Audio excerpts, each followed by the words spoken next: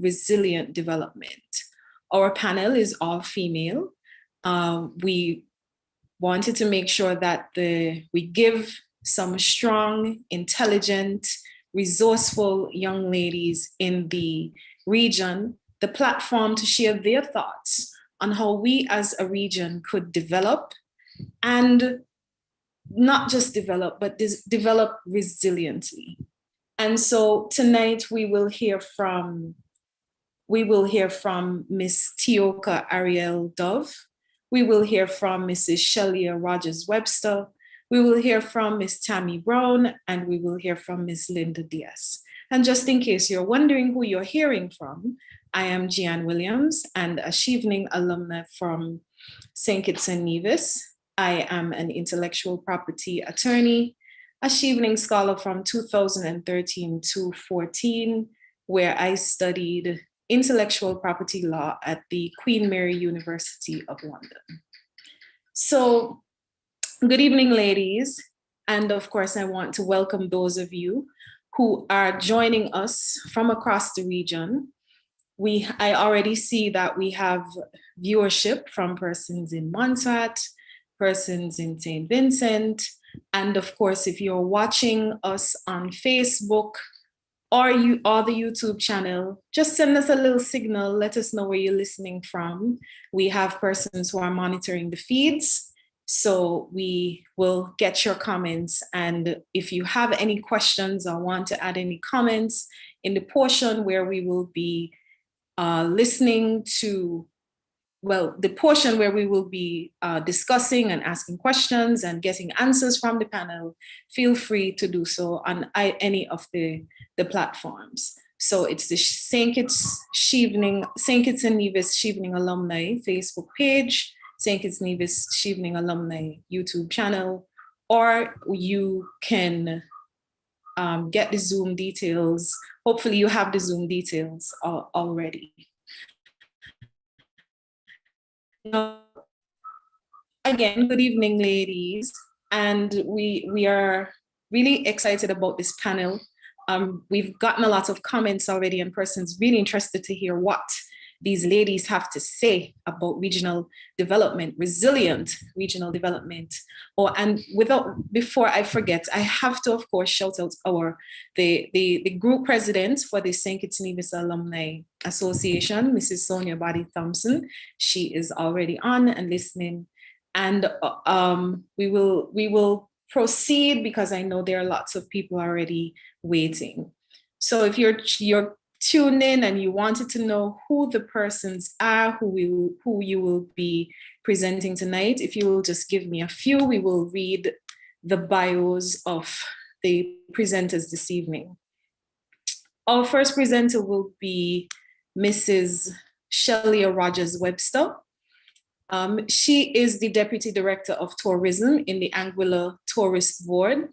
Shelia is predominantly responsible for leading and managing the Anguilla Tourist Board's internal and external relationships and communications, including financial management, human resources, public relations, government relations, ATB policy, and corporate restructuring. Shelia has served in various roles across the Anguilla Public Service for the past 13 years. Awarded the Chevening Scholarship in 2015, Shelia holds an associate's degree in business studies, a Bachelor of Arts degree in arts management with minors in political science and business administration from the University of Wisconsin, and a master's degree in public management, local policy and leadership from the University of Birmingham. She also holds a professional certificate in sustainable tourism destination management from George Washington University and is a chartered director with the Caribbean Governance Training Institute. A former Miss Anguilla Talented Teen, Miss Caribbean Talented Teen, and Miss Anguilla Queen, Shelia organizes and facilitates personal and professional development sessions for young women and organizations on Anguilla. She is a member of the Anguilla Talented Teen Committee, Core Community Group, the Vice President of Gazelles Football Club, and she serves as a pageant judge and coach. Shelia is a proud Chevening alumna who enjoys traveling, sports, and pageantry. She is a mother, a wife, a globetrotter, and a lover of life. So we are eager to hear what Shelia will say when we go forward. Our second presenter, I'll just present these first two bios just so you don't forget who. Well, actually, I think let's perhaps, Shelia, will you present? You know, I don't want people to get lost in forget who you are.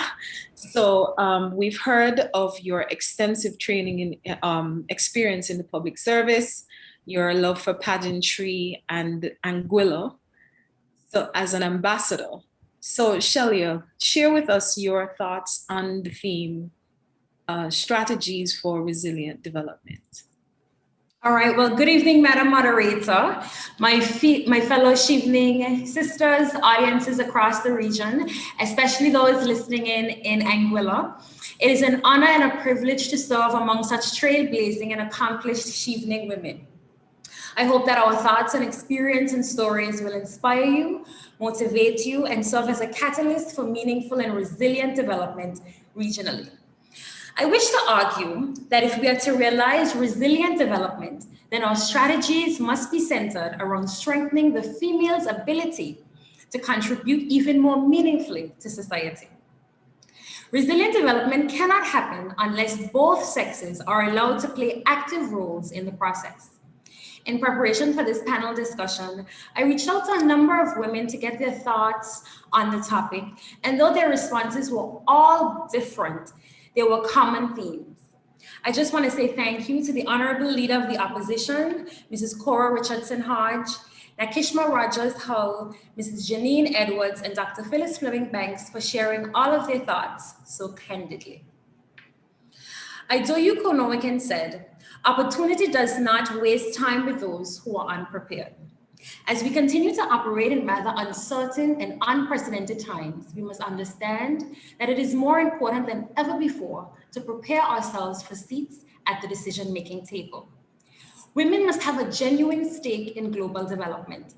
This must be embodied on a personal, professional, and social level. Female empowerment must go beyond fancy speeches and superficial appointments. There must be a genuine concerted effort to have women at the center of resilient development. One may ask, why women? Well, the answer is quite simple, because representation matters.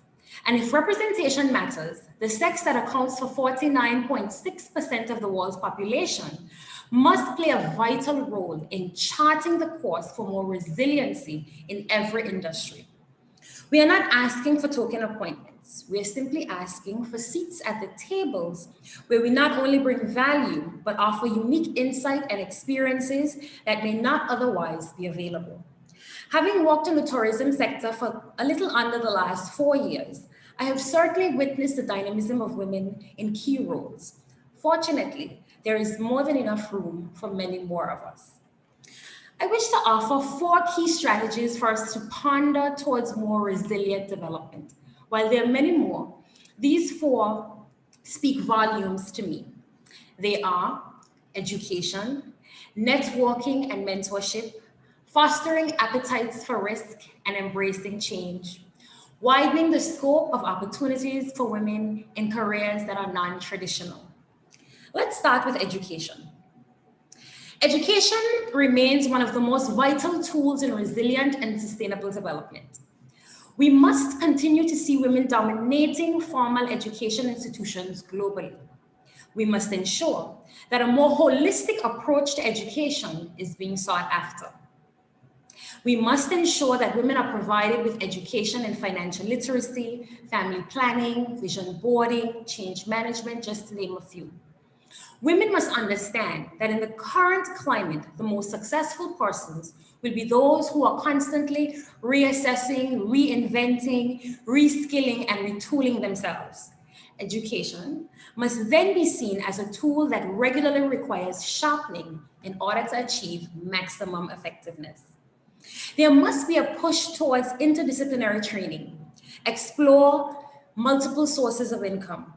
We must embrace switching careers midway through life, as true resiliency means having the ability to persevere and shift through uncertain times. The global pandemic hit the travel industry incredibly hard. In Anguilla, while men were able to quickly switch from the hospitality jobs to construction, women struggled to switch gears as quickly. As a matter of fact, many remain unemployed throughout the entire pandemic, drastically reducing the quality of their life and their family's life. The second key strategy, networking and mentorship. There must be a deliberate effort to facilitate networking opportunities, make ourselves available to young and vulnerable females. There is a popular saying globally, it's about who you know. If such is the case, then we must ensure that we know the right people. We must get used to the idea of putting ourselves out there, whether through volunteerism, philanthropy, through sports and other hobbies. Step out of your comfort zones and ask for mentorship. Women must also be willing to serve as mentors. Even with busy schedules, mentorship is possible. There is a misconception that networking is only for extroverts. This couldn't be the furthest thing from the truth. The most successful and resilient people usually have very strong and established networks. Women must understand that no matter their personalities, there's a genuine need to establish yourself in your career field and in your country. Strategy number 3, fostering appetites for risk and embracing change. Sheryl Sandberg, Chief Operating Officer of Google and author of the book Lean In, said, "Women don't take risks. Men, on the other hand, are just foot on the gas pedal. We're not going to close the achievement gap until we close the ambition gap." The reality is this: women are less likely to apply for jobs that they deem themselves underqualified for. They are less likely to request salary increases. Women are less likely to initiate conversations on promotions. If we are to realize resilient development, we must encourage and facilitate appetites for risk. In the past 10 years, Anguilla in particular has seen a significant shift in the private sector aspect of the tourist industry. Large resorts are no longer standalone, family-owned and operated entities. All are now associated with large global brands that have established corporate structures. One of the criticisms is that this new normal has made it difficult for Anguillians to assume top positions in resorts. While this is true, there is also a reluctance from our people to understand how the industry works and put themselves in positions to rise to the top. Corporations reward employees who are willing to travel and embrace new opportunities in new locations. One of the consistent criticisms of Anguillians, and particularly women, is that we are unwilling to relocate and work in other markets. They usually indicate that they are not able to leave their partners, their children, or their established lifestyles. Similarly, studies show that of the two sexes, females respond most negatively to change. There must be a more deliberate focus on helping women to manage change. This is particularly important in the tourism industry. The volatility and fragility of the industry means that persons must always ensure that they have additional skill sets and multiple streams of income. And the final strategy: widening the scope and opportunities for women in careers that are non-traditional. If COVID-19 has taught us anything, it's that we need to rethink the mono economy. We must pivot to creating dynamic economies that are better able to withstand the effects of natural disasters and pandemics. There is no better way to do this than to heighten training in areas such as engineering, technology, agriculture, and construction, to name a few. Women must be made to see that these industries are viable options. In order for these strategies to have real impact on resilient development, there must be a collaborative effort between women, men, government, civil society, and the private sector. Success requires a marriage between legislative frameworks, financial investment, training, and a major mental shift.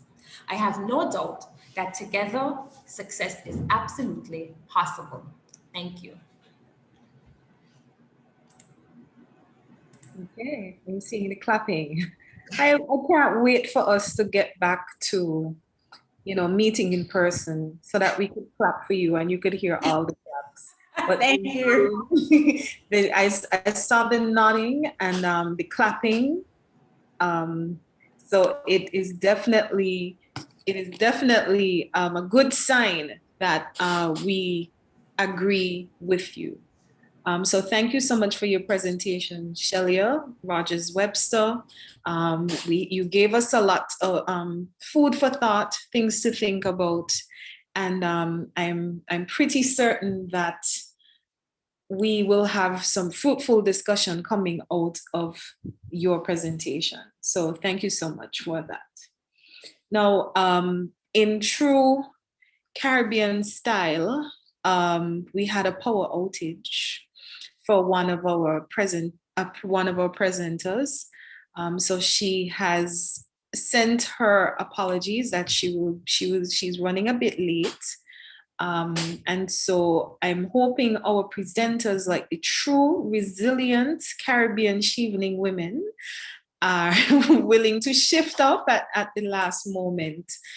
So Tammy, I'm hoping you're ready. You certainly look ready. Always ready. Good, love that. All right, so let's hear a bit about Tammy Brown and who she is, where she's from, and we see if you can guess what angle she will be coming from for her presentation.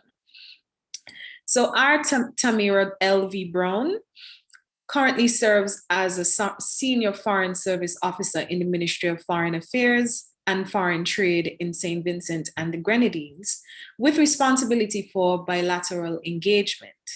In her professional career, she also benefited from 7 years of teaching experience and service as the Deputy Education Planner, acting in the Ministry of Education.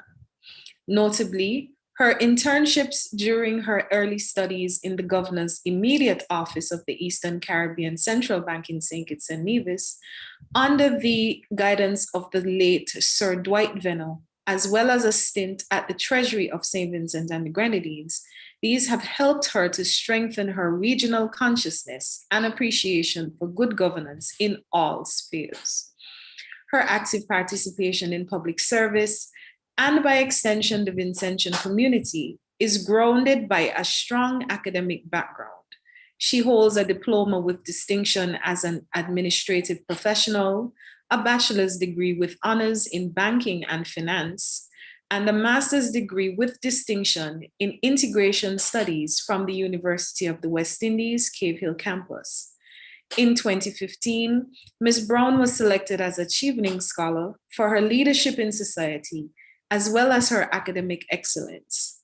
She then pursued a Master's of Science degree in International Development, Politics, Governance, and Development Policy at the University of Manchester in the United Kingdom. She is currently a doctoral student and is anticipated to complete her doctorate in Public Policy and Administration in 2022. Quite accomplished. So we welcome Ms. Tammy Brown, and we open the floor to you for your presentation.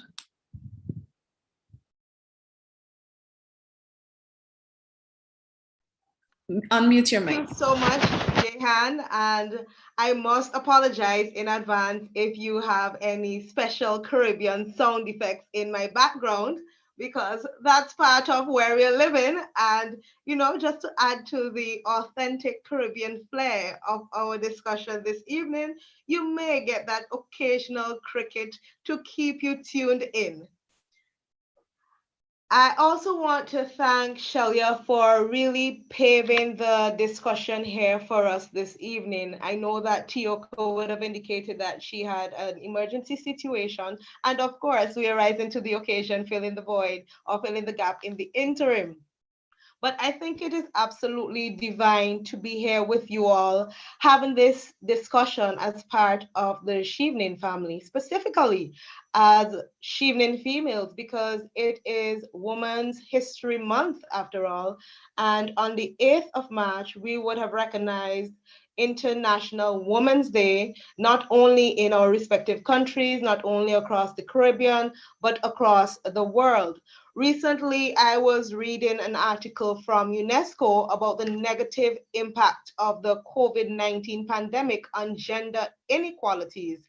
And I think based on the narrative therein, I it is for such reasons as women we have to remember that we ought to be choosing to challenge. We have to add our voices to the discussion on our country's development more and more. We cannot sit back and think that, okay, maybe we should just be the nurturers.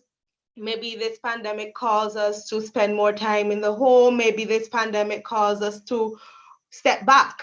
We have to actively use every opportunity to add our voices to the conversation. And I think based on Shelia's presentation, we could see why it is absolutely necessary for us to do so. For me, I have coined two perspectives that will determine how well we are able to recover from this pandemic. Will we ultimately see the COVID-19 pandemic as a stumbling block, or will we use it as a stepping stone for our growth and development? And you can opt to have the pessimistic approach where you think that this pandemic is a nuisance, or you could have the approach that what are we to learn from this pandemic to bolster our development and growth in the future? When I say we, I am not talking about our respective governments though, because that would be a very limited approach to the development that we are hoping to achieve. I am actually referring to the citizens that would be captured across all demographic groups. I am referring to community groups. I am referring to non-governmental groups. I am referring to religious institutions. I am referring to the public and the private sectors. All of us together have to form that coalition in the recovery for it to be optimally effective. And as a complement, we cannot start thinking about recovery when we have zero cases of COVID-19 or when the incidence is considered to be negligible. We ought to really be positioning ourselves right now. We ought to be thinking about how we can navigate our path and build back better as is being promulgated right now. If we consider this pandemic as a stumbling block when thinking about our people and the development of our human capital, we have seen global disruptions to education and healthcare systems, disruptions that have resulted in a loss of instructional time, disruptions that have resulted in more students performing below the relevant proficiency levels, disruptions in equitable access, and more. In healthcare, our professionals have been said to be suffering from burnout. Citizens have died, and many who contracted COVID-19 have had prolonged symptoms, which may ultimately affect our production and productivity. But if we look on the brighter side, we have recognized the importance of ICT and ICT training. Thankfully, our students in St. Vincent and the Grenadines from grade 5 up would have received laptops before we had to do homeschooling in this academic year, and we would have been prepared to an extent to deal with the transition from the on-site teaching to the off-site teaching. However, with that change, we naturally also have to fight or deal with resistance. I remember when I was a teacher circa 2010, there was one laptop at that time initiative for students and for teachers too. And we were encouraged to integrate ICT into our lesson plans. However, there wasn't any real need, based on the response in 2010 to adopt all this ICT training in the classroom. And so the chalk and talk was sustained, and our society really never optimized the opportunity of utilizing ICT. Now, we do not have a choice. For the future, we need to ride the wave of this momentum and strengthen our ICT skills even more. For healthcare, yes, in St. Vincent and the Grenadines, we've been able to add to the stock of our health professionals since the pandemic started. We have also been seeing a boosting of the infrastructure considerably, and there are several projects that continue in this regard. But all this would redound to inefficiencies if we do not keep our eyes on developing healthy lifestyles. Our palette for salt and sugar is evident as non-communicable diseases have been prevalent, and such conditions predispose our citizenry even more to viruses such as COVID-19. We have to recognize too that sporting activities have been significantly reduced and in some cases halted. So beyond enhanced staffing at our health facilities, beyond boosting the infrastructure, how do we really challenge our citizens to adopt healthier lifestyles? How do we challenge the import of sugary drinks without starting trade wars within the Caribbean community? How do we do that? How do we challenge, or I could say there are some discussions really that stall when the mighty dollar is involved. Chasing the mighty dollar seems to be ultimately important. But how important do we put a premium, or what premium do we put on chasing after healthy lifestyles? What incentives are we willing to give our gyms? Are we willing to give our Keep Fit groups? Are we willing to give our sporting organizations? Or what incentives are they willing to give our citizens? The strategies cannot only be a one-way approach, but we also have to have that bilateral engagement from all stakeholders.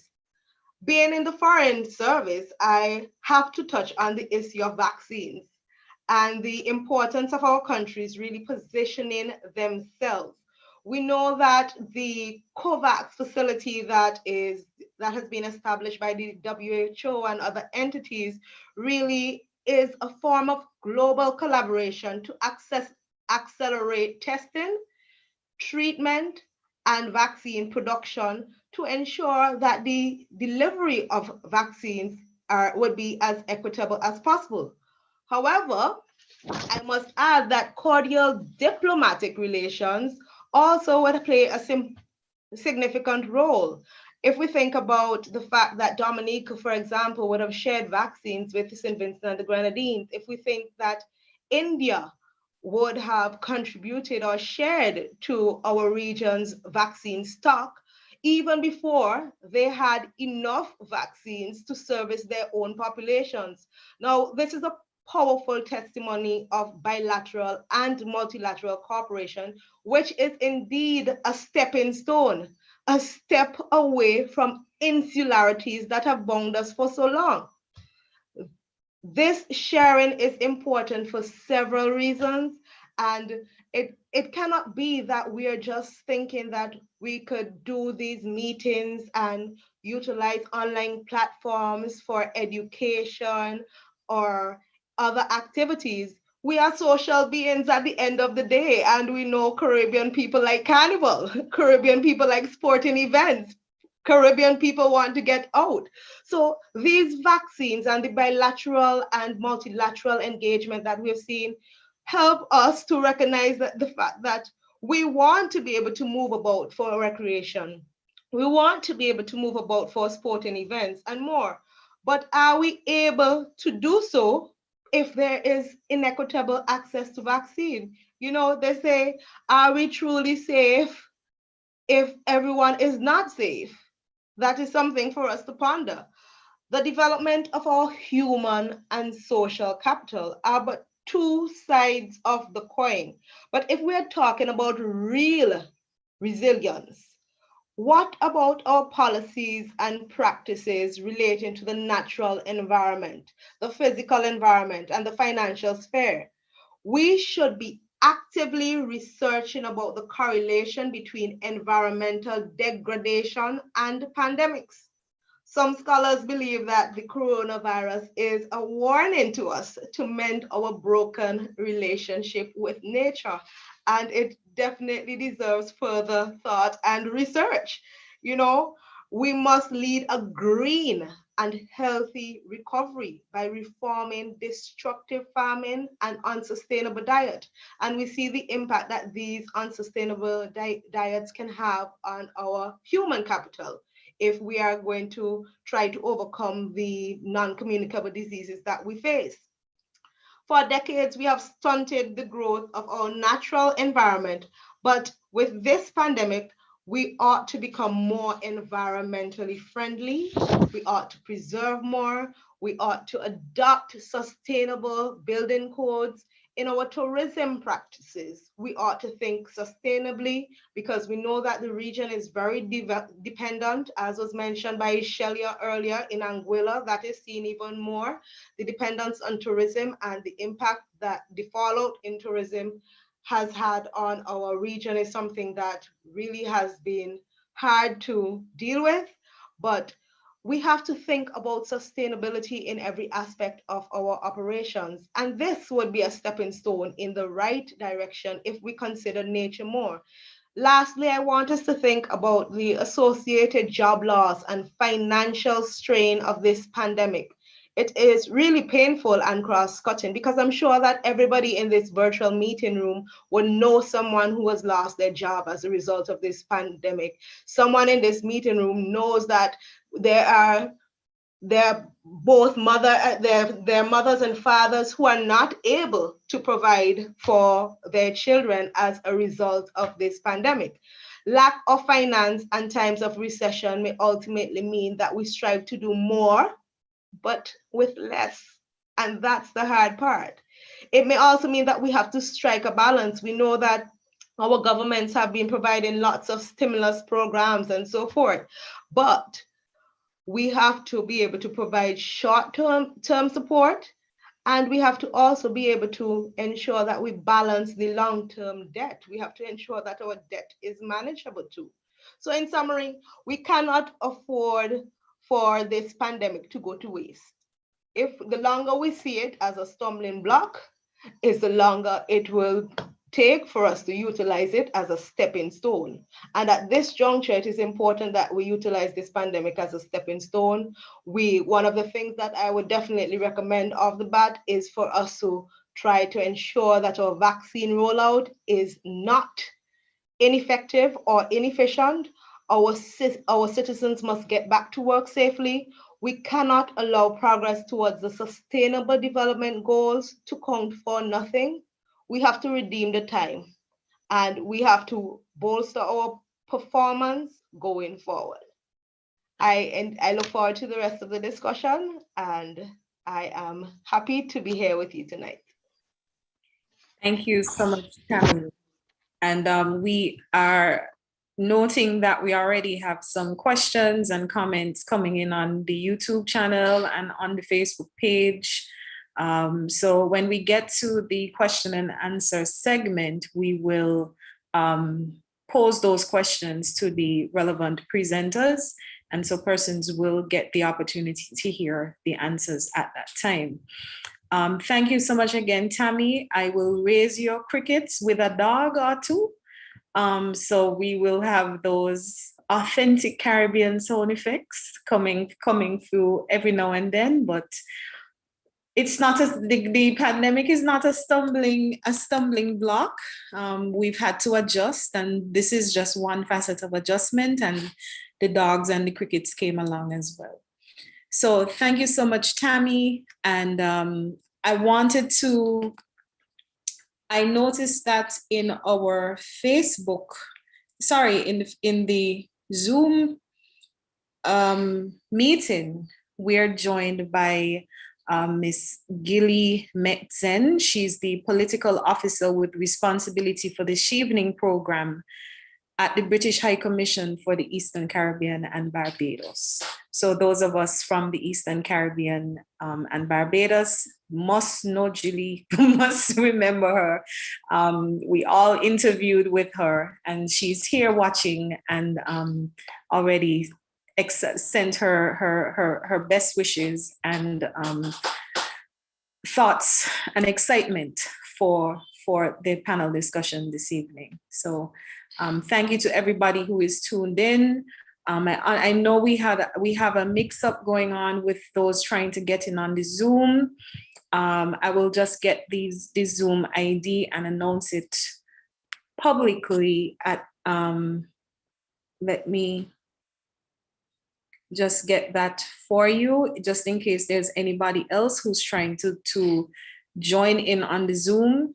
The meeting ID is 813-8982-5686. Again, the meeting ID 813-8982-5686 with the passcode 225416. There's really no advantage of being in the Zoom meeting with us. You can stream live on Facebook or YouTube. We have our persons who are manning the comment section. So if you can't get in on the Zoom, hopefully you can tune in on Facebook or YouTube. So hopefully we haven't lost you, but kudos to those who are here with us in the Zoom meeting. So we'll go to our next presenter. Thank you again, Tammy. We'll go to our next presenter, Miss Tioka Ariel Ayinka Dove. She is a social entrepreneur. And Tioka, you have to explain what that is, because people asked me what is an entrepreneur and I had no idea how to answer. I said, that is going to be Tioka's first question. What is an entrepreneur? She's a social impact storyteller and strategist.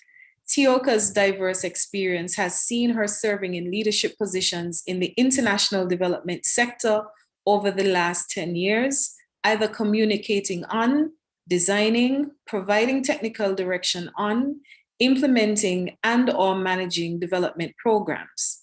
Tioka dedicates her efforts in the Caribbean as an interdisciplinary consultant with development organizations through her eponymous foundation and as a pro bono advisor with civil society.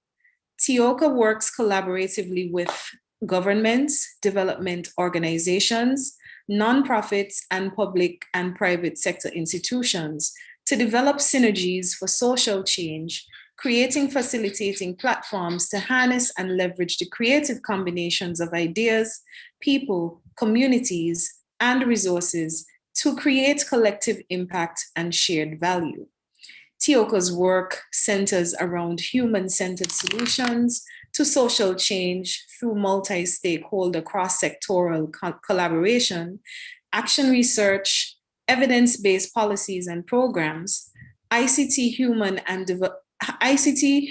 and social development interventions, social and behavior change communication, capacity development, stakeholder networking, and philanthropy. Presently, Tioka works with the German Development Organization, GIZ, where she serves as the Communication and Visibility Advisor for the 11th European Development Fund, EDF, the EDF Technical Assistance Program for Sustainable Energy in the Caribbean.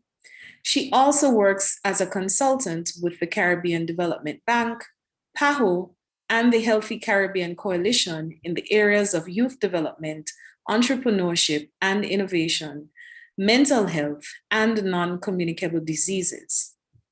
A 2013-14 British Chevening Scholar, Tioka holds a master's degree in Gender and International Relations from the University of Bristol, a BA with honors degree in Media and Communications from the University of Greenwich, and an AAS in Journalism and Public Relations from the College of Science, Technology, and Applied Arts of Trinidad and Tobago. She is presently pursuing a master's degree in social innovation with the University of Cambridge. So thank you so much for joining us, Tioka. We on the studio had a bit of a challenge, but you're here. And we're happy that you were resilient enough to join us. And we look forward to your presentation. So I turn it over to you. Thank you so much, Jihan. Firstly, my apologies for arriving late. I thank kindly Shalia and Tammy for going before me. I was supposed to go first. I really appreciate it, and kick it off like if you were planned to go in that space. So it shows the excellence of this group of amazing women. So good night, everybody in the Caribbean region, and thank you for joining us. I reflected a lot when I was asked to join this panel, and I wondered how I would ground this discussion, and I simply want to ground this discussion in people. Yeah. So I want to give some facts of where we are at as a region.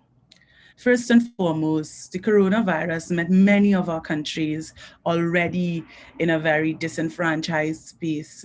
For instance, in years prior, we would have faced hydrometeorological events such as hurricanes and so forth, which would have dismantled our main sectors, our agriculture sector in some countries, or tourism sector in other countries, and they were now building back. And then the coronavirus came and put a halt. And what that halt has done, what we know now is not the reality of what life is going to be thereafter. Yeah, we don't know yet how deep in deficit some of our budgets are. We don't know yet the real results and the impact of COVID-19 because frankly, we're still in the midst of it. Yeah. Before COVID-19, so my discussion, I'm going to speak on about 4 main topics, and that's going to be health, the most at risk and vulnerable, education, and the economy. Yeah. So Tammy noted it earlier, and she spoke about NCDs and the health of the region. Before COVID-19, 8 in 10 deaths in the region were due to non-communicable diseases, or what we know as NCDs, particularly cardiovascular disease, diabetes, cancer, and chronic respiratory disease. And they remain the leading cause of mortality and morbidity and disability in our region. Yeah. So 70% of people in our region are impacted by one or more NCDs. That's why every time, I don't know if you hear it in your countries, I don't know how they give the news, but you would hear that this person had COVID-19, but they died of these comorbidities, yeah? Which COVID-19 now, the coronavirus, once contracted, puts people who have an NCD more at risk. So this was before COVID-19, right? Moreover, there are about 1 in every 3 children in the Caribbean is overweight or obese, and this figure shows no sign of declining. And we continue because we in many countries, we have a liking to foreign products and to all these nice products that we see all about, and we have moved away from our natural food, what we grow, you know, but more importantly, some of our agriculture sectors have declined, that we need to import food. But whether it is the food we import or the food that we manufacture, unhealthy diets and the widespread availability of ultra-processed and processed products and an excessive intake of what the PAHO profile calls critical nutrients, such as sugars, fats and saturated fats, trans fats, sodium, underpin much of the disease burden. And my first point on health is, as we look to build back better, governments need to take a stand. And I'm not saying governments only, I'm framing my discussion. So from a policy level, and I want to bring this to the region's attention. At this present time, there is a policy being voted on within our respective countries, which advocates for front of package labeling, which ideally when you pick up a package or any packaged product, it will tell you whether that food is high in sugar, fat, or salt, which makes it easier for the consumer to know what they are consuming. And that is before us now, and voting continues across in our respective countries until April 16th. And that is something I really encourage our governments to really pay attention to and support. Because an unhealthy individual, an unhealthy child grows into an unhealthy adult that puts economic burden on the health budget. That means less money could go into social development and national development. An unhealthy child grows into an unhealthy human, and that person is least productive, or they lack the same level of productivity because of illnesses at work. And as such, you find a decrease in productivity within the country.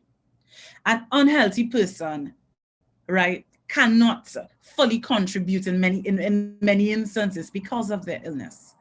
And we have to really look at as a priority in building back better, to build the first thing that matters to our country or people. Yeah. So we need to build and develop healthy lifestyles, as Tammy said, whether that is being more active and promoting more physical activity in the home and in the school and in the communities, and doing more activities such as that through our youth clubs and through our youth organizations. But on a policy level as well, we need to ensure that the food that our people have access to is food that is healthy, that is less in sugar and salt and fat. Because the more we continue to consume these foods, is the more sick our people are going to be. And a sick society cannot develop into a wholesome and well society, right? So that's my first point on health. I was looking at, since last year, research on poverty, and looking at it on the broader scale. A nowcast preliminary estimate from the World Bank indicated and project, first of all, that some 88 million to 115 million people will now be pushed into extreme poverty, bringing our global total to around 729 million globally. And let's think of that now regionally. In the region, again, with economies that are focused, many of our sister islands are focused on agriculture, but more importantly, tourism and so forth. With those countries, the tourism sector put to a halt. As Shalia would have said earlier, many now out of jobs. Women are less able to pivot. Women are in the region, about 60% head of households within the region. Think of how many now of our households, female-led households, but more importantly, our households on a whole, have either decreased or no income. And depending now on the community that surrounds them, grants, or if there's nobody, fending for themselves. So beyond everything else, as we develop plans from a civil society perspective, from a government perspective, from a private sector perspective, and later on I will go into why we need a multi-stakeholder approach moving forward, we must look first at our most at-risk and vulnerable. Because the longer our most at-risk and vulnerable stay at risk, is the longer that society is at risk. We have this thought that, okay, I'm good, I'm fine, I can live. But if you can live and those within your community cannot, then you are at risk. As such, you have a responsibility for all of us who are listening, who are in some level of stability and privilege. And I'm not speaking on the state here now, I'm speaking on us as individuals, to give back to our community, to adopt a family, to support a family, to support someone getting back into the job market. Because it will take the community and our collective impact and efforts if we really want to build back better. The state can't do it all. Governments now, I would not like to be a politician at this present time, because hard decisions have to be made. There's finite resources, and the aid that many of us are accustomed to is not going to come.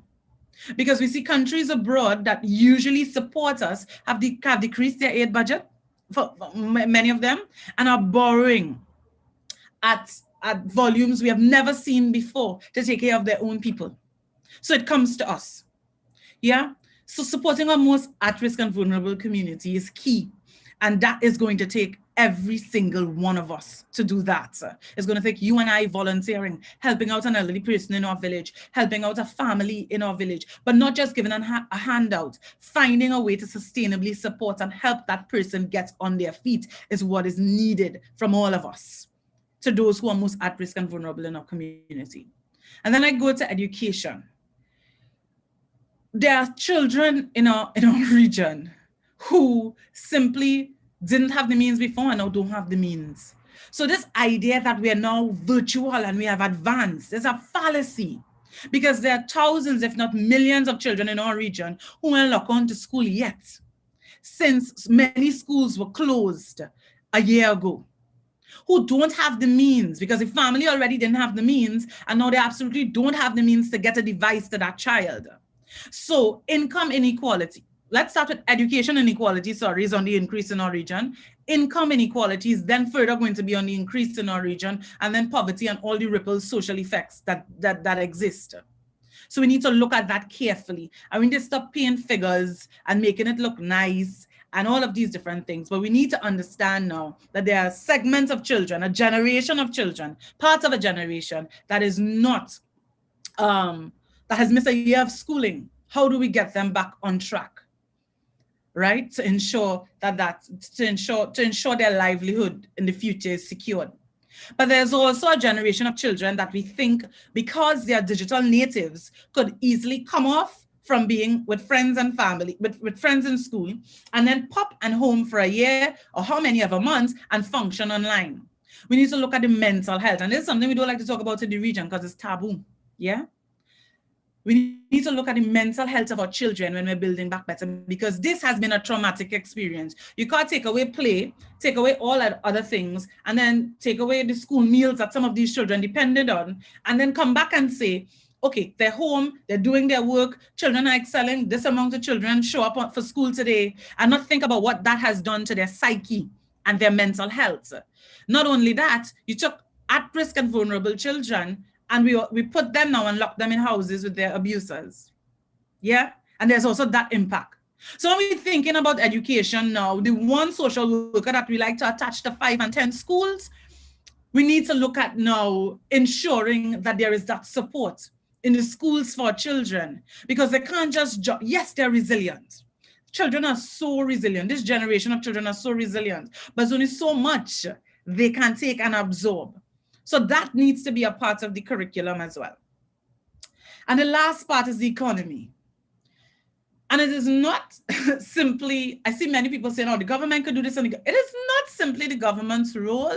Yes, they are in charge of the country, but to build back better needs collective impact, and it needs all of us. So it needs the role of civil society.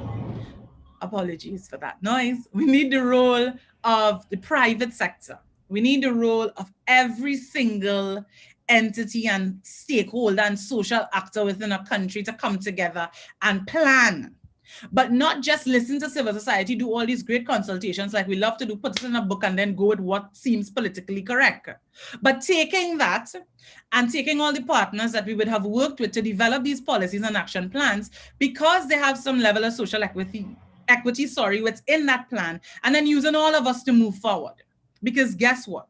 Some countries in this region run on civil society. If it wasn't for civil society, the whole social fabric would have been gone. Yeah? So we really need now more than ever to come together and realize that it's going to take every single one of us. Countries should start thinking, if it's not already there, about national volunteerism plans. And you can't get people up and going if there's no charisma and there's no single call to action to work towards. Energize our respective countries and let's get working, because there's no big set of help coming, people. But now, more than ever, we need this CARICOM.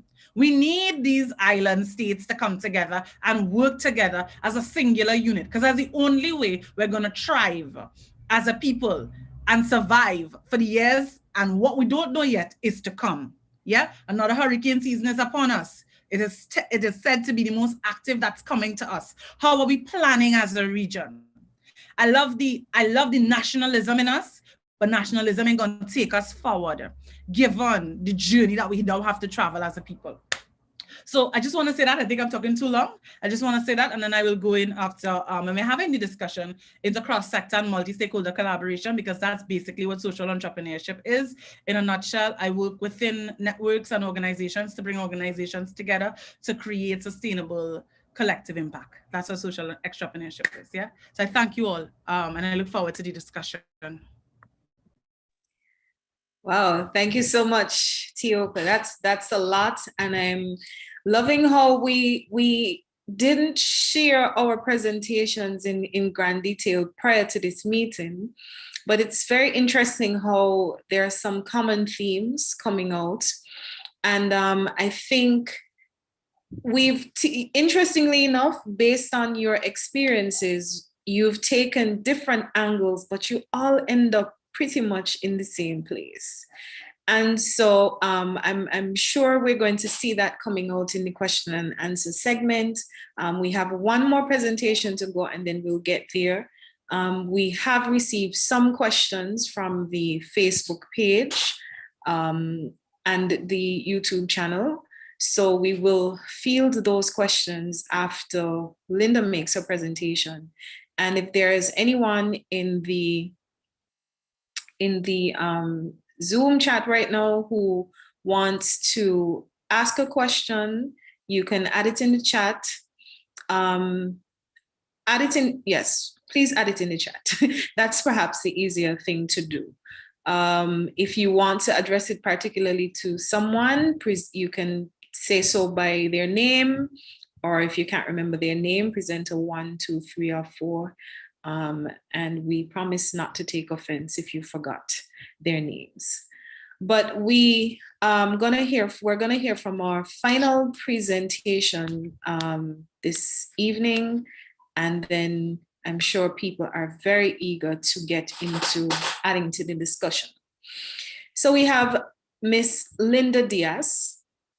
She's a multi-award winning innovator and recipient of the prestigious 2013 Chevening Scholarship from the Foreign and Commonwealth Office. In 2014, Linda became the first and only female to be appointed to the position of Chief Architect for the government of Montserrat.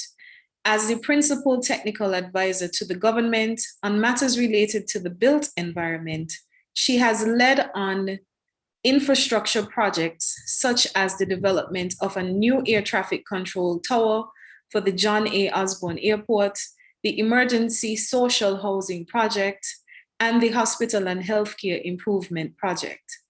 After the onslaught of hurricanes Irma and Maria in 2017, her defense of regional building codes went viral in a Facebook post that was quoted by numerous media houses, including the BBC News. Linda joined the Ministry of Finance and Economic Management in 2019 as the deputy head of the Program Management Office, working alongside client ministries for the implementation of capital projects. In 2019, Linda formed the award-winning software company Bodio, Inc., after winning local and regional pitch competitions. Bodio developed into an entertainment booking app, and within the first month of beta testing, the mobile app saw a market presence in 15 countries worldwide, while venturing onto the radars of online tech magazines and regional media. Linda's other company, Aeon Studios Limited, an architectural and graphic design consultancy, has been recognized in Build.com's 2019 Architecture Awards and has seen artwork featured around the globe in countries like the UK, China, and Kenya. Linda is also currently the 2021 president of the Rotary Club of Montserrat. She sits on numerous development project boards in the private sector and has been featured in numerous regional publications and podcasts. She is also an avid cigar lover and is founder of the Emerald Cigar Club, a pop-up cigar aficionado club in Montserrat. In her free time, she enjoys traveling, designing, and playing action and first-person shooter video games. So that is Miss Linda Diaz. So our panel consists of pageant queens and video game lovers. The diversity of Caribbean women, you just have to look. So with that, I hand over to you, Linda. Thank you so much, Jihan. You know, I couldn't leave out the video games at all from my bio. And anyone here who knows me, they can verify that. Well, thanks so much for having me here. It is, I have to say, it's a bit intimidating coming after such amazing speakers. I mean, I won't lie, a little bit freaking out, but I'm going to do my thing. All right, so the topic here today is strategies for resilient development. And as I'm an architect, I'll be talking specifically about resilient design in development. I'll be talking about more or less how resilient design contributes to economic development. And I'll be speaking from the architecture and urban planning perspective. Now, resilient design isn't just about resistivity to natural disasters, like hurricane resistivity, seismic, flood, et cetera, et cetera. The thing is, architecture is actually a social science, which means it's about designing for user needs. And today we're going to be talking about 3 different elements of resilient design that we'll be looking at. 1, inclusive design, which is essentially ensuring that everyone is integrated. We're going to be talking about flexi design, which is about creating adaptable spaces and long-lasting spaces. And the third one, we're going to be talking about sustainable design, which is essentially ensuring that the space is efficient. And we're going to try and look at it from 2 different perspectives. Internal spaces, so that's essentially anything inside of a building. So whether it's your home or your office or anything of that nature, and external spaces. So, public spaces, leisure spaces, green spaces, all that's outside. Now, inclusive design. Essentially, as I mentioned, it's about integrating, incorporating, and ensuring that everyone contributes to society. So when we talk about inclusive design, we're talking about designing for a variety of impairments. For example, with this disabled accessibility. When you think of disabled accessibility, you tend to think immediately of ramps when you hear disabled accessibility, but it's really a lot more than that. Ramps really only address the physical impairments. So how exactly are we addressing people who have auditory impairments or visual impairments or even mental impairments? How do we integrate them into society and create enabling spaces for them? Because designing for those with disabilities, it's not really that we're doing them a favor, because it's actually their right to be integrated.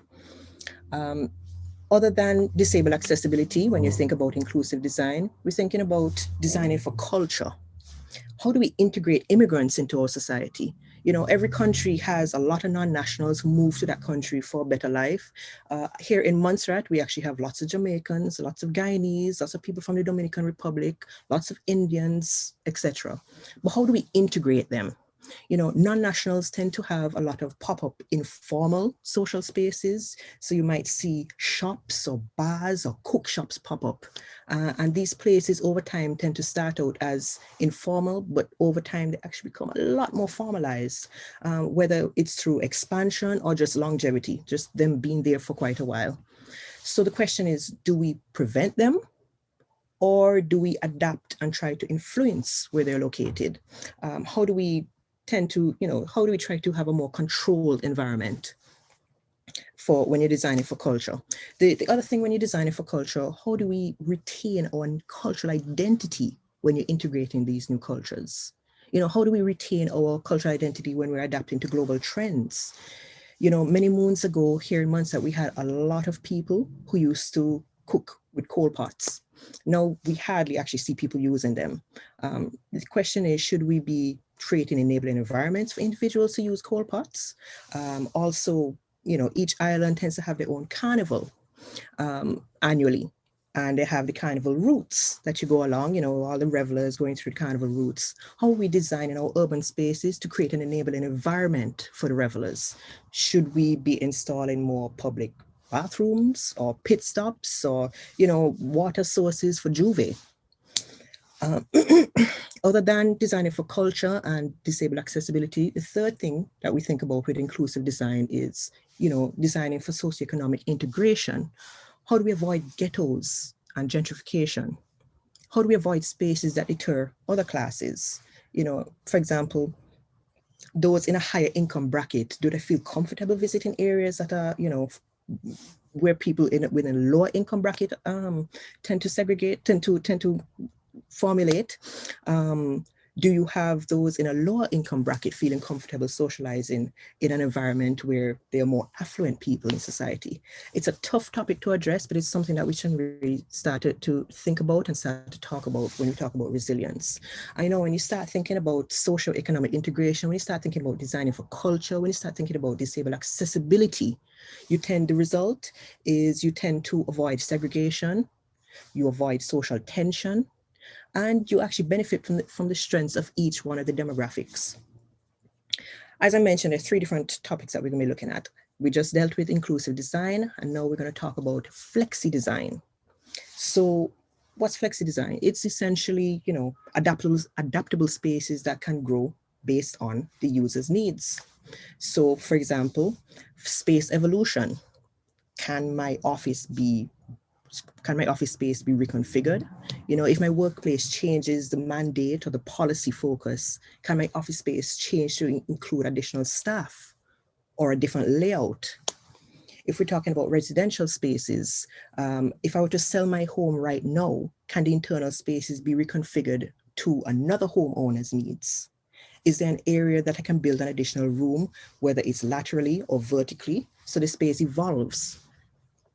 We also think about recycling existing spaces, reusing the current buildings or leisure spaces to suit current needs. For example, do we really need to build a new headquarters for an NGO if that NGO can adapt to a current space to suit their needs? For example, if there's a community center where the building is only used for, say, 15 hours every week, can the NGO then use it when it's not in use? Do we really need to build a new building for that? So you talk about, as I mentioned, recycling the existing spaces.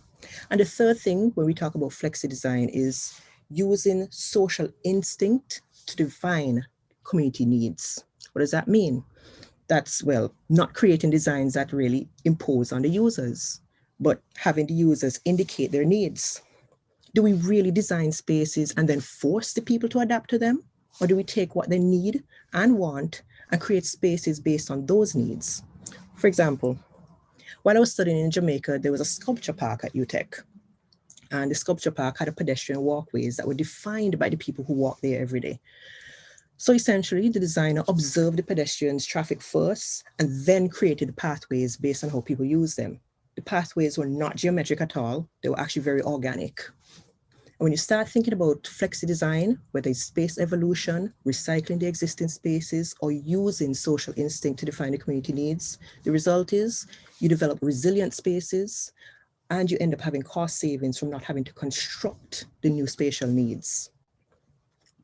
The third element that I mentioned is actually sustainable design, efficient and long-lasting design. And there are three different elements that we're going to be looking at in sustainable design. Energy efficiency is the first.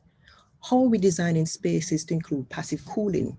Do we really need AC units in every room in an office? Are we incorporating renewable energy in our buildings? Whether it's solar PV panels, wind, recycling management. Are we using greywater systems and recycling them to have irrigation systems? How are we using energy efficiency in operational management? Do we have policies to take offices where we take off the lights? Are we purchasing recycled materials for stationery? The second thing is maintenance efficiency. Are we designing using easily replaceable materials? Are we installing, for example, polished marble floors extensively in a space, but when they get chipped, you have to replace the entire floor? Or are we installing tiles where when one gets chipped, you just replace that tile? Are we designing our buildings with a maintenance plan in mind? A maintenance plan essentially includes a breakdown of the schedule of preventative maintenance activities. We can see what parts of the building you should be addressing or maintaining every year to prevent, horrible deterioration over time. Maintenance plans tend to have cost breakdowns that are developed for each year. So you see how much you're investing in the upkeep every year. When you start thinking about maintenance from the onset of the space design, you end up saving a great deal in the future. And the third and last thing is actually incorporating technology to have sustainable design. Are we adapting operations to include technology, whether it's your home, your office, even in public spaces? When you start thinking about sustainable design, you start ended up having cost savings. You have the ability to reinvest those savings into other development needs.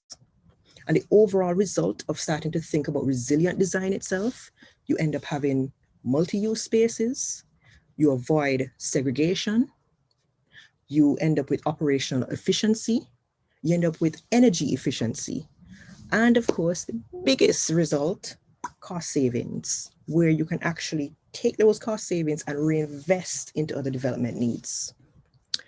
And that is it for me. All right. Thank you so much, Linda. And I think you came from a different angle, but I think you're building the house for which everyone else is going to live in, and for us as society to operate, and things that we have to think about.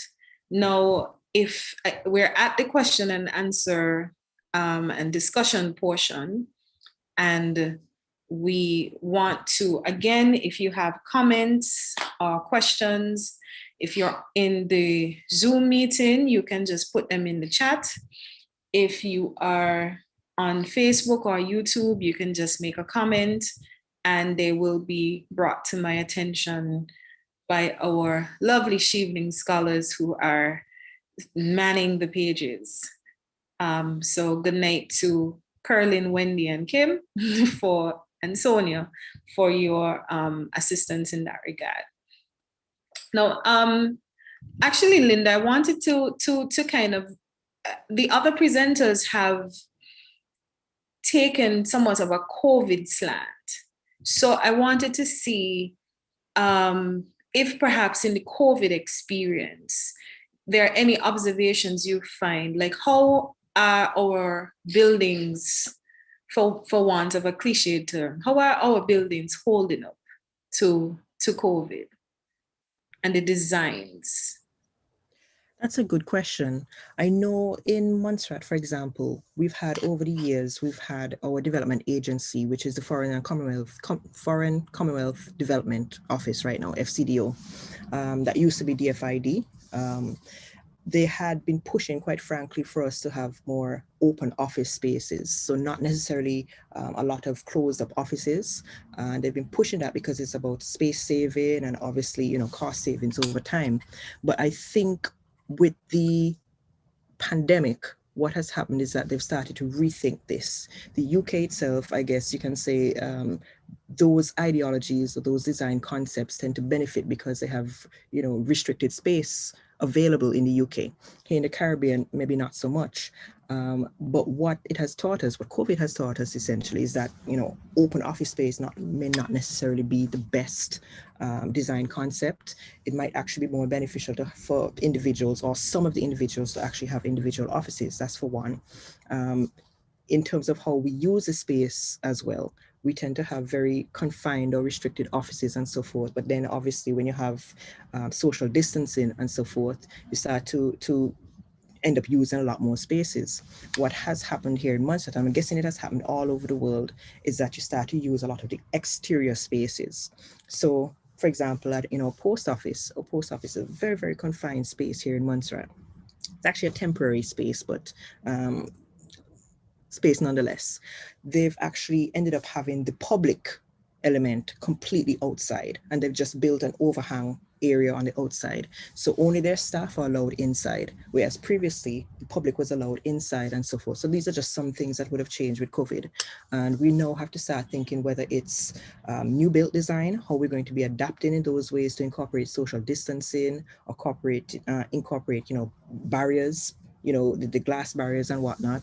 And yeah, more or less how to incorporate the external and the internal spaces. So it's going to be a lot more costly with COVID dealing with all this, because need a larger space inside for a lot of the public facilities.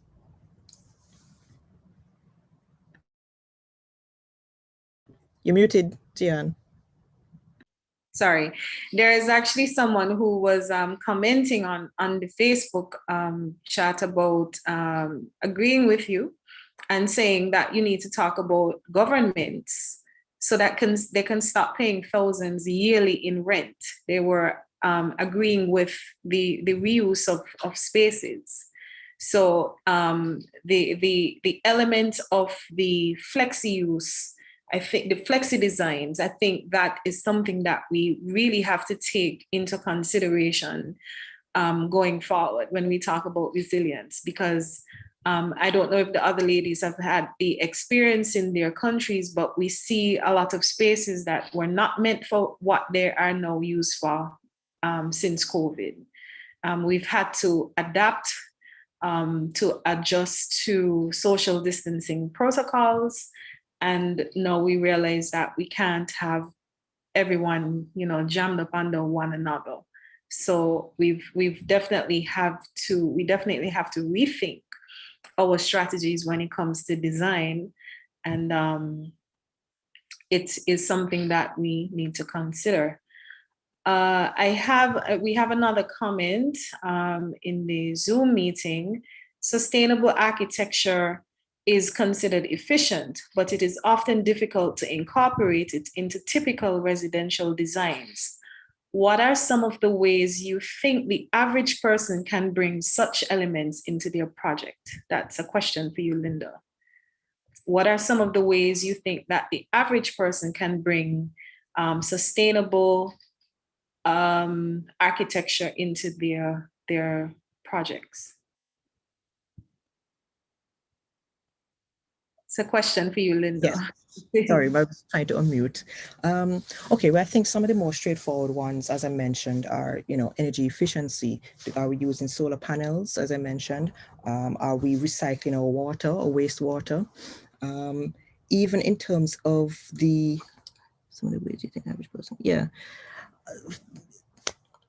It's a lot with energy efficiency, first of all, and more or less just understanding that you may end up wanting to reuse some of the spaces. So you might have a bedroom that is later converted into an office, or that to me is a bit sustainable, dealing with sustainable architecture. Flexi design, energy efficiency, and making sure that your space is as adaptable and flexible as possible. But I know that Ms. Kimberly Lazarus is actually a specialist on sustainable architecture. So, so I don't want to delve into a specialized field that, Okay. Yeah. That's a conversation between architects there. But thanks so much for the comments, right? Coming through on the different platforms. Again, if anyone has a comment or question, we can deal with that. But ladies, the presentations were all impressive. We can see why you were selected among your peers by the Chevening offices to be awarded for your leadership and your advocacy and your energy and your intelligence. So we want to deal with some of the questions that we've gotten from persons who are listening, and then we can talk a bit more amongst ourselves. Shelia, someone was asking, she of course commended you on your presentation. And is Shelia gone? Wait, I'm not seeing Shelia. Oh, great. Yes. She commented on your presentation. She said, great presentation. And they appreciated the thoughts on women's difficulty in pivoting their careers or employment during the COVID period has been indeed eye-opening. There was a comment, a question, from a listener from Barbados. Good evening. They wanted to know your thoughts on suggestions on networking for introverted professionals. You made your presentation about the need for networking and mentoring, but for the introverted professionals among us, what suggestions do you have? Okay, well, firstly, thank you to the individual in Barbados for the question. Firstly, I would tell them to start small. You don't have to start big. You can sort of decide where you'd like to go. Staff parties are a good place to start. A lot of times, introverts will pass up the opportunity to go to a staff luncheon or a get together, a potluck. This is a good place to start because you're with people who you actually know already. So you start someplace like that. You do small group outings. Also, you find a close clutch friend. They might be an introvert or they might be an extrovert, but someone that can tag along with you, someone that understands that, you're a bit introverted, so you're a bit shy, but they can serve as an individual that you can talk with, laugh with while you're on outings until you get comfortable getting out there. Another thing that I found to be quite helpful is the use of the social media space. One of the things that social media allows us to do is it allows us to create a personality.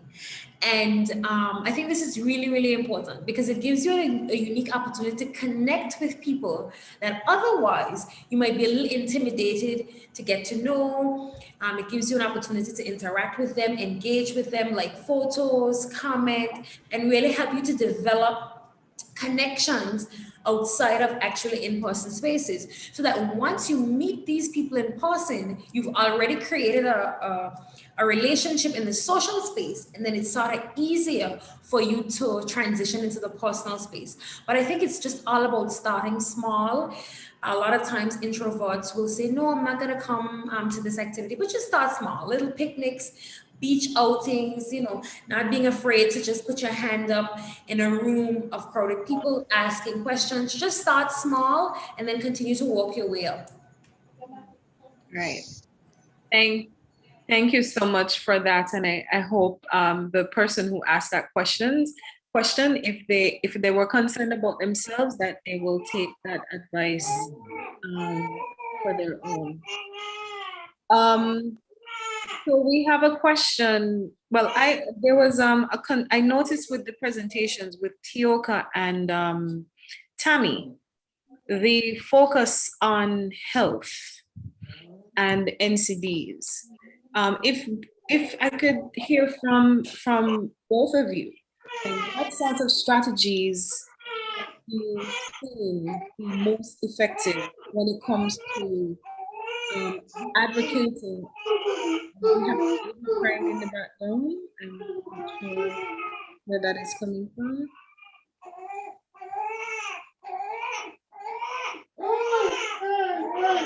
I think you may have to mute the visitors in the Zoom room. I'm trying to mute the person. Yes, thank you so much, but it was not working just now. Okay, so we got that sorted out. You see, we have dogs, crickets, and babies. That's how we will just have to proceed. But we were talking about the NCDs, and both of you highlighted the importance of health promotion strategies in building resilience and building back better. So what sort of health strategies have you seen be most effective? What are some of the most effective ways to get this message out, since both of you have identified it as something that is extremely crucial to resilient development? Tioka, you could go first. Sure. So as I indicated, there's now this voting on the way for those who are interested in learning more about front of package labeling and that campaign. You can go to Healthy Caribbean Coalition on social media, and you can see more of the campaign and the campaign material there as to what they're advocating for. And you can also visit their webpage, healthycaribbeancoalition.com. But I encourage you to go to the social media page. I would pop the link. I'll find the link shortly and pop the link in there so that you can visit the link and see more of the campaign. But you can go to their social media right now. I think first of all, so yeah, getting our people to consume healthier food is one of the first things, and that will be key in terms of them being able to know what is the nutrient profile of the food, of packaged products that they're consuming. I think another key thing to look at, particularly in at-risk and vulnerable communities, is the idea of community gardens. Yeah, so they can have things, we can have things like GAIAPs, where communities come together, sorry, and where they're open plots of land, they plant food together, nurture that food together, and reap and share that food together. We have to really go back to basics. That's the only way we will survive. That's the way how our foreparents and our grandparents survive. That community, being there for one another, is key. So that's the first thing that I would say. Community gardens are key too. But more importantly, we have to look at our local agriculture sectors and really invest in that. And young people, if it wasn't sexy before, it better be sexy now because they have to eat. But agriculture, young people like us, our generation and the generation that is coming, they think of agriculture as not being, oh, they want to be in the formal society, as they say, a doctor, lawyer, and engineer. But we have to eat, and we saw it with the pandemic, where the food systems ground to a halt at one point in time, and there were things that we couldn't get. But more importantly now, with the lack of the decline in the tourism sector in Trinidad and Tobago, decline in the oil and gas industry and all of these things, there is less US in our respective countries. And as such, there's less money for us to import food. So if we don't start to grow our own food, we're gonna be here for a very long time starving. So on a national level, we have to start to look at whether it's national farms or so forth, from a policy level, from the state perspective, from the community perspective, NGOs, partners, communities just coming together, can look at the community gardens. And then from your own perspective, your individual perspective, there's land in your yard, there are little pots. You can start to grow where you're living in an apartment or it's closed up. You can start to really look at what you're consuming. When you take the little chive, you can put back the sprouts or the roots of it in a little pot. You can do your own avocados. You can do simple things at home and have your own home garden to sustain your life and that of your family, right? So that's the aspect there, I would say, in agriculture, and all around in all levels, state, community, and personal. I also think that we just really need to start to look at what we buy and what we consume, and look at the salt and the fat and the sugar in those simple things. I was having a pack of nuts the other day, and I thought that it was, oh, this was really nice and healthy, and it was all this. Then I looked at it, and it was 308 calories, and then I saw like 58 grams of salt, of sodium. I was like, but this is nuts. And here I was right before my workout, think I'm gonna get charged up. And I had to go back to eating my dusty almonds because all this nuts mixed up in a pack here was very bad. You know, it's not good. Granola, like I started looking at it more now, and a lot of granola that we consume, that we love, these big brands, and I look at it and it's just a lot of sodium inside of it, and it's not good for us. It's getting us really ill.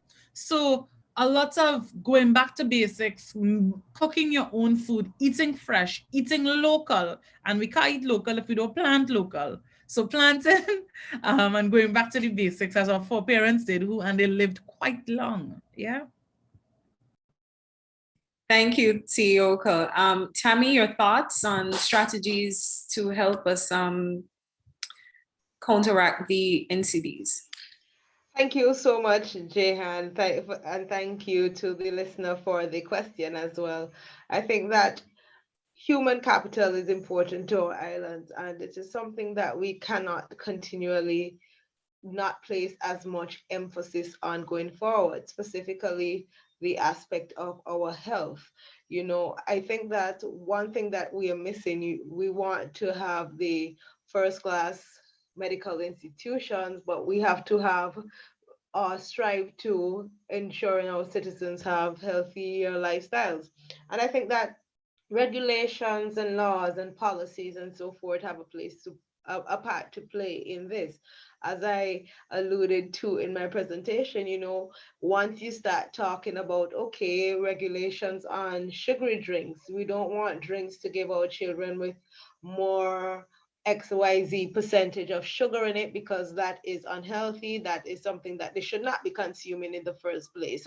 You know, and then we think about the education that is associated with the food that we eat, and at what stage in our lives did we really learn that XYZ is bad for you, or we should learn to calorie count, or we must get in a certain amount of exercise every day. All we knew is that as children we wanted to run about and play, but at the end of the day, did we think about, okay, I should drink more water, I should not have that sugary drink, and I'm trying to stay away from calling any particular names of any brands, but I should not have that sugary drink, I should have water instead. I actually see this generation of children drinking more water than I know we did in our time. So I think that is something that must be continued in terms of the education at younger ages on what is healthy to consume. And it does not need to be in an informal way. It could be incorporated into our school, into our formal learning.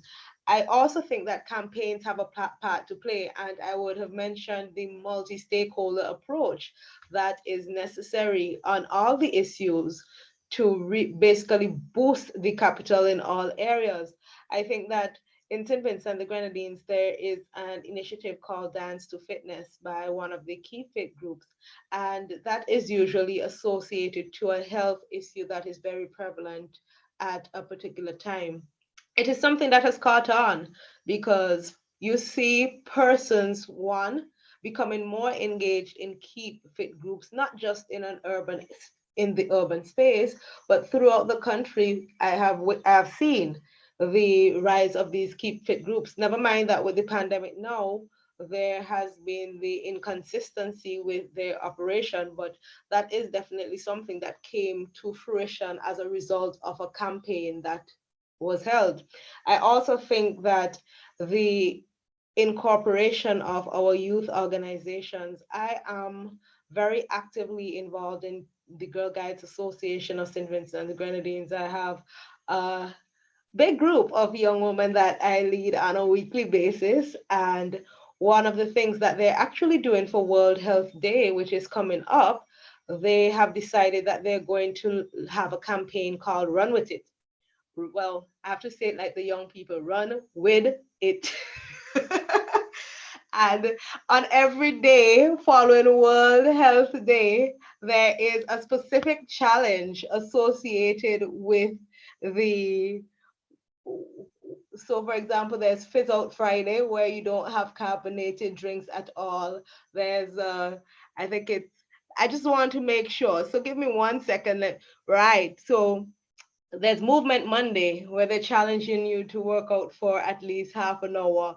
There's Twisted Fruit Tuesday where you have to have a meal with fruits in it. Water Wednesday, only drink water for the day, just so that you can develop that change in palate that would encourage a healthier lifestyle. But importantly, it is led by them so they can capture their youthful audience with that as well. And hopefully, this isn't just a World Health Day week of challenges, but something that you challenge yourself to do over a longer period of time. The more you do it, the more habitual is likely to become.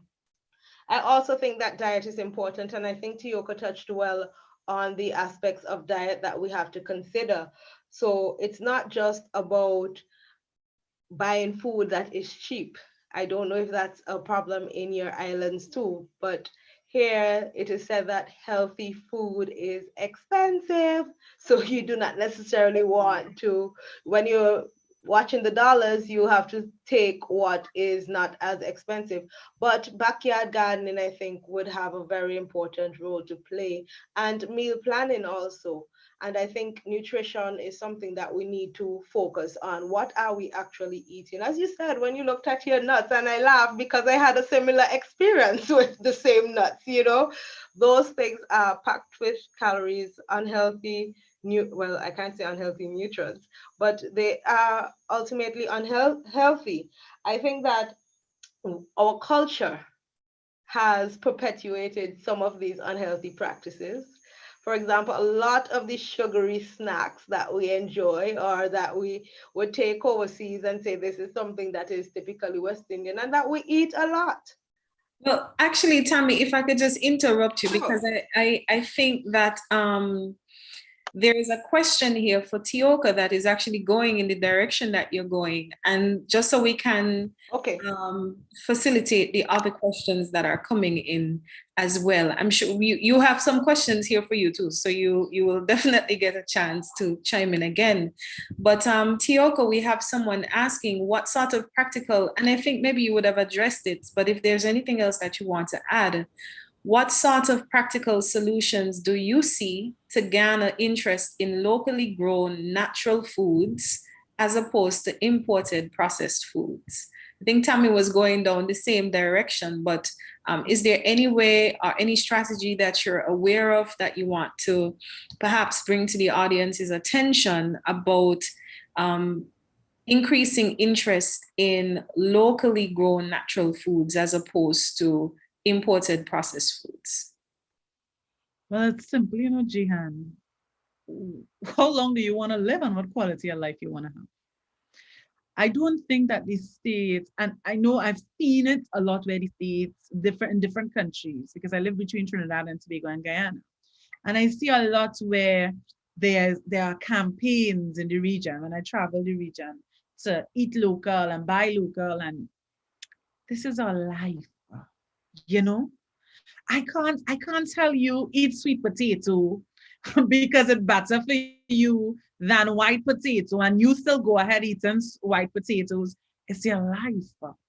What kind of quality of life do we want to have? Do we want to have a quality of life where we can truly live holistically and contribute and see our grandchildren?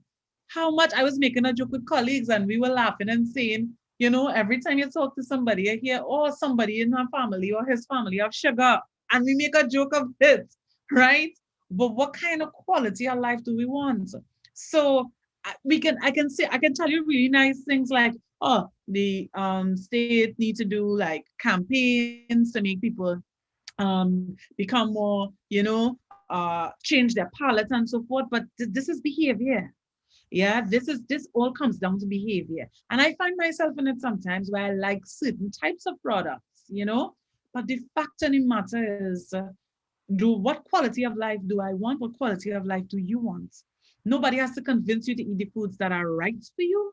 And I know it takes, trust me, no one more than me knows, because I ate poorly for years, and the fastest thing I could get.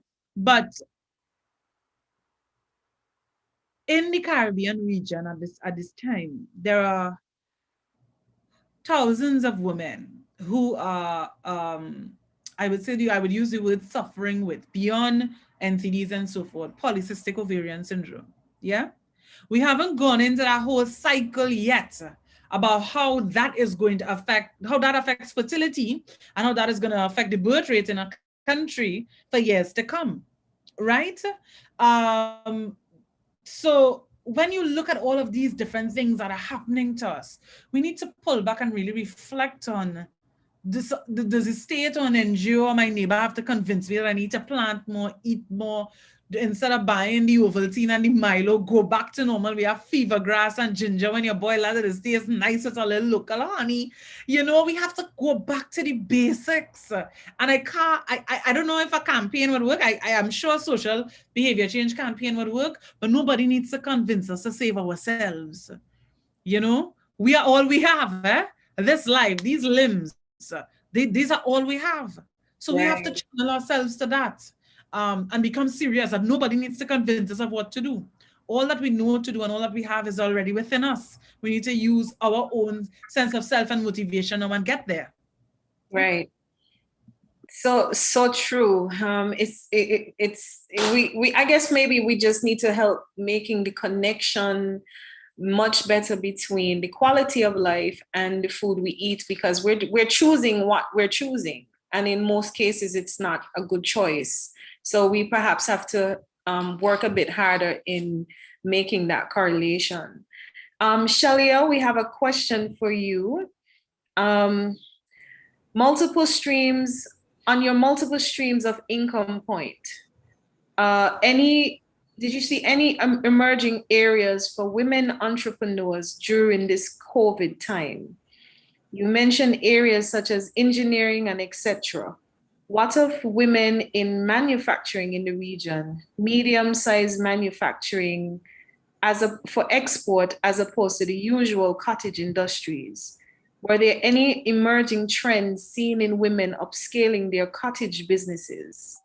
Well, the question, you were identified, but the person says that any presenter can chime in, but due to the time constraints we're under, I would just ask Shelia to comment on that. Sure. Multiple kinds of income and trends for women entrepreneurs. Sure. Well, I think even outside of COVID-19, I advocate very, very seriously for having multiple streams of income. I always give people the example of some uncles that I have. One of them served as a former Speaker of the House. One of them is currently the Department Secretary of Health. And all of them also have trade backgrounds. So my uncle does the electrical work for our families. Another one does mechanical work with the cars. And it's always really amazing to see how they're able to pivot in these different areas. And I always advocate for even women, just generally, being able to have other skill sets outside of whatever is your 9-to-5 daily job so that you can do it. Sometimes it's just about being able to be willing to do one-off cleaning jobs, babysitting, just having the ability to be flexible enough to fit yourself into spaces so that you're able to maintain different streams of income. As it relates to Anguilla specifically in the pandemic, and just being able to grow the cottage industries and stuff, we didn't see much cottage industries expanding, but what we saw a lot of was just people starting, just going into the entrepreneurship world on a small scale.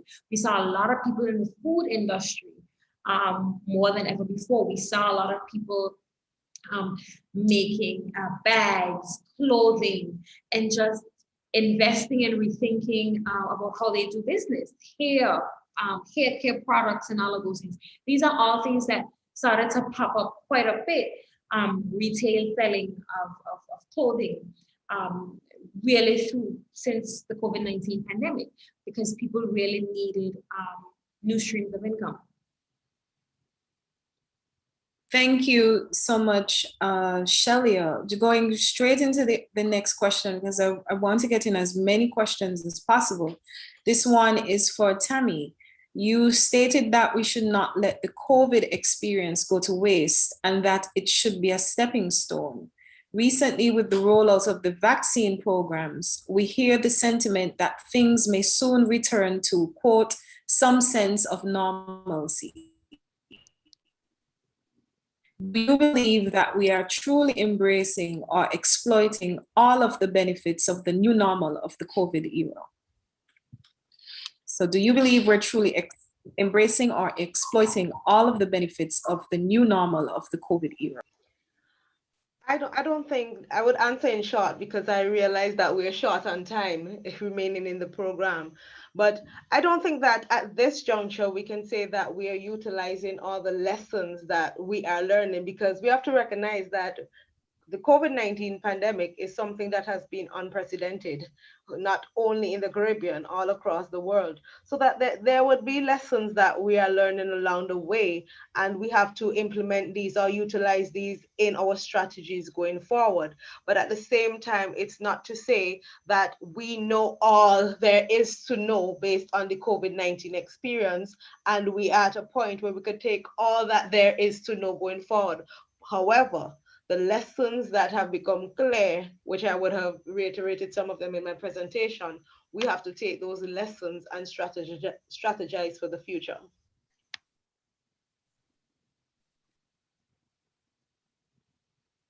You're muted. I'll try to squeeze in the last two questions that I have. This one, again for you, Tammy. How to rebuild better for mid-career professionals who have been made redundant? Do you support reskilling, or do you have other suggestions? I definitely think it's never too late to learn. So reskilling is definitely an option. I would tell persons that one of the things that I would like to be in my life is adaptable or flexible for situations that may arise that I would not have planned for. So in a mid-career professional who has been doing something for the last 20 years, it may be difficult, yes, for them to consider moving from within the hospitality sector to perhaps trying to own a small business. But these are things that with training and I think this is where we would expect our governments to be able to help in terms of the human resource capacity building and development with opportunities for training in different spheres. I would say don't put a limit on yourself because you have been made redundant as a result of the COVID-19 pandemic, but also see what opportunities you can utilize for thriving beyond the pandemic. Okay, thank you for that. And Linda, last question for you. How much do you think you can rely on building? Well, actually, there are two questions for you, Linda. See how best you can do it in a minute and a half. How much do you think you can rely on building regulations to meet accessibility standards? And how much do you need users involved in the design? I seem to have, oh, and the other question, a comment and question. I'm glad Linda made the comment about ramps being seen by the abled as a fix-all. Do you see a link between designing in accessibility and designing for sustainability? For example, maximizing light and space. So those were the two questions that came in for you, one from YouTube, one from Facebook. Sorry, can you just read the one from YouTube again for me, please? With the regulations. The first one? Yes. That was, please.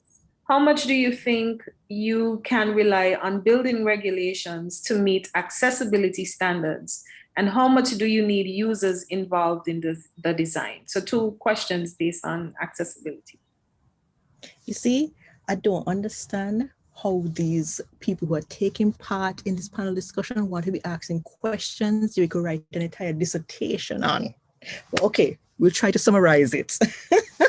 Okay, building regulations, they will go hand in hand with a lot of different conventions that would have been implemented. So there's a convention on persons with disabilities and so forth. Building regulations, that's a very, very touchy subject. We have a lot of islands that actually have the building regulations, the building codes and whatnot, but a lot of islands actually don't have them implemented. So unfortunately, because they're not implemented officially or they're not passed as an official document, you have some flexibility where people can do whatever they want. In terms of the reliability, I would say that building codes would have a fair amount of reliability. They should touch down, I should say, on different elements, just like how you would have the structural design element and whatever else. There are a lot of places where, like the public spaces in particular, it's now mandatory that you should have disabled accessibility all over. You can get a lawsuit from someone who is physically challenged or auditorily challenged or whatever it is, and you have absolutely no grounds whatsoever because a lot of the countries around the world have actually signed up to these UN conventions. So it's not just about the building regulations per se, it's actually what the countries and the political sphere have actually signed up to agree to. So if your country has signed up to agreeing that you're on board with these conventions for persons with disabilities, your country, your island is automatically mandated to try to design for them. So it's not just the regulations and per se. Regarding the element about lighting control and whatnot, that goes into a little technical area. I did mention passive cooling. For those who don't know what passive cooling is, it's avoiding AC systems. So you would have installation of windows, and a lot of people tend to think that window installation is just, just slapping in different types of windows everywhere, but it's how the building is juxtaposed. I'm getting a little technical now, but and how the wind is drawn out and so forth. But that's for another day. But talking even about sustainability, mixing sustainability with disabled accessibility, I did mention that it's really sustainability is really about incorporating the different demographics into society. So it's how do we incorporate them and benefit from their strengths. And when you benefit from their strengths, that's how you can actually end up with a very sustainable type of environment, or you design in sustainable. That's it. Okay, thank you. And I hope those persons who would have submitted questions that you're adequately fed with the information that you need. But this panel discussion was really meant to be a jumpstart for other conversations. We could have spoken for 2 hours with each panelist, and you see that there is such a wealth of experience and knowledge that can really inform quite a number of resilient strategies. But ladies, if we can just, I'll give you the opportunity to just make your final thoughts, if we can keep it under a minute, since we are 6 minutes to our closing time. You can just let me, you can just make your closing comments, and then we can call it a night. So we can go in the order that you presented. So Shelia. All right, thank you very much, Jihan. I just want to thank the St. Kitts and Nevis Chevening Alumni Association for the opportunity to present here this evening. I thought the discussions were extremely fruitful. I know I gained quite a bit of knowledge from all of the other speakers as well. I think what really came out of our discussions, and what's really going to be important as we move forward, is to ensure that we have a collaborative approach towards resilient development. I think we have to adapt, and no one can be left behind type of approach. We have a lot of vulnerable groups in our societies within the region that we have to ensure we are constantly providing support for. We cannot have the mentality of we are okay, we have, so we will do well. If we really want to have resilient development as a country, generally our vulnerable groups, our elderly, our children, our women need to be brought up to ensure that they can respond to the drastic and rapid changes that are happening. COVID-19 really brought home the need for us to diversify our economies generally. The mono economy and tourism can only do so much. And we need to ensure that outside of that, we can still live, we can still exist. Tiyoko brought up a lot of key points as it relates to food security. And that is something that all of us as countries have to really look at. Anguilla in particular, because we don't have as much arable land, we really need to look at food security and ensuring that we can sustain ourselves, and really looking for key crops that we can grow here. So I think all of the conversations gave us quite a bit of food for thought. I'm leaving here very inspired, very motivated.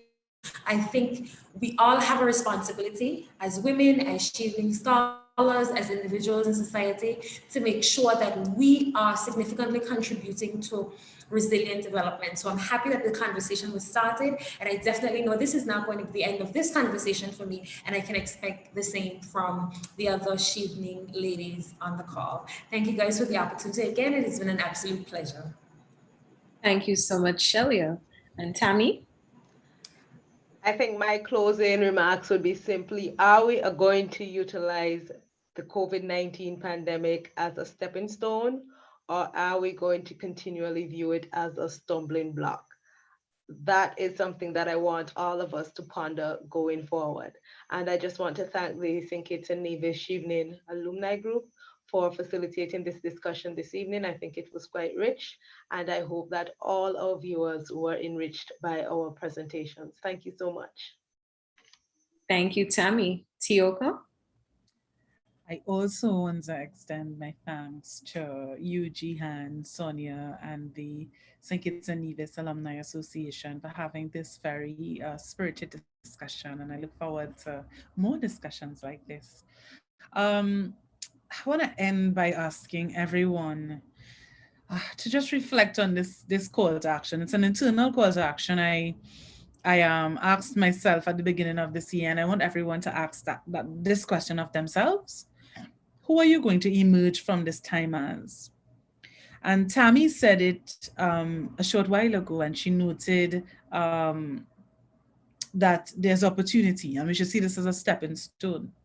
I want us to see this as the greatest disruption of our lifetime. And while there has been immeasurable loss, look at it as a period of growth, realignment, redeveloping and pivoting, and rethinking your future in every aspect. Look at trends that are out there within your respective fields. See how that has changed and prepare yourself, not for the future, for the now. The world has transformed 5 years from now, but inequality has also increased at levels that are unheard of. So I really want us to think, who am I going to emerge from this time as? And use this year. It's very early. We're now ending the first quarter. Use the next 3 quarters of this year to develop in yourself holistically, not just your professional being, but your personal being as yet. And prepare to come out of this time stronger. Because if you are resilient, and I am resilient, and all of us are resilient beings, and we are really centered, contributing, supporting the national development of our country, then our country would be better for it. But it could only start truly with us. Yeah, so that's my bit. Thank you all, and I really look forward to future engagements. Thank you so much. And rounding out the pack, Linda. Good evening again, folks. All right, to end it all off, just a few takeaways that I've gathered, and I think you pointed it out, Jihan, that there are a lot of key similarities in the presentations, and some of the similarities that I saw were, for example, stakeholder engagement that I think a lot of the presenters mentioned. From my perspective, it was user, design for users and so, but stakeholder engagement, versatility, inclusion, healthy living, obviously. There's a lot of focus on vulnerable, and we need to energize our countries and unity. And I found that was the key link. Those were the key links in the presentations, and I thought they were really excellent. So thank you for allowing me to be a part of this. It was great meeting the ladies, and it's great to be fielded some of these questions here. Not all of them. Some of them were very intimidating, but I digress. But thanks to all. If there's anyone who has any additional questions, I've dropped my email in the chat. You can also reach out to Jihan. I've dropped it in the Facebook as well. So please don't hesitate. Thank you very much. All right, thank you so much. So just in case anybody hasn't had access to the Zoom chat and you want to send Linda an email, she's linda.as.diaz@gmail.com. And that's her name on Facebook as well. She's Linda A.S. Diaz. I think you'll get a different Linda Diaz if you put in, you'll get her mom. so make sure you send it to the right Linda. But thank you so much, ladies. I am so thrilled and honored that you accepted our invitation to present here this evening. The conversation was rich. It really exposed the intelligence and the vision that lies within just some of our Caribbean Chevening women. I want to encourage those of us who are considering master's study. If you haven't heard about the Chevening Scholarship, you can research it at www.chevening.org and find out more about the Chevening Scholarship and this wonderful scholarship scheme that has brought together these dynamic, passionate, and visionary women in the Caribbean region, and find out how you can join our panel as well. It's not just for females. We just wanted to have an all-female panel tonight. But of course, the opportunity is there for anyone in Caribbean region to and actually in almost every other country in the world. So you can check out chevening.org and find out if you are eligible to apply. I want to thank the Chevening's members who have been manning the Facebook page, the YouTube channel, and the chats, and feeding me the questions. Thank you so much for your time and effort. Thank you so much to our group leader, Mrs. Sonia Body Thompson, for really leading this activity. When Sonia gets ideas, she just runs with them and pulls everybody with her. So we are happy for her leadership and her energy in seeing this coming off. I also want to thank our technical crew of our one person. Well, our technical crew, John James and Kenrod Roberts. Kenrod is also a Chevening scholar from St. Kitts and Nevis. So we have definitely have the benefits of diversity within our Chevening family. And of course, thank you to all of you who have tuned in. And if you have other suggestions for panel discussions, if you want to send comments, you can send it to our Facebook page, and we will send it on to the panelists if you feel intimidated to send it to them directly. So we can facilitate that for you. But ladies, again, thank you so much. The discussion was really rich. I love the diversity in the angles that you have come from. But like I said, I find it so interesting that we come from different directions, but we ended up practically in the same place. We have to focus on people. We have to focus on rebuilding and reskilling and not being afraid to try new things, because that really is what this pandemic has forced us to do. We have to change. We cannot stay the same. And so thank you for your suggestions and recommendations, and encourage all of you to continue using your voices throughout the region. And so with that, I will say good night to you all, and thank you again for tuning in, and all the best in building back better. Thank you so much.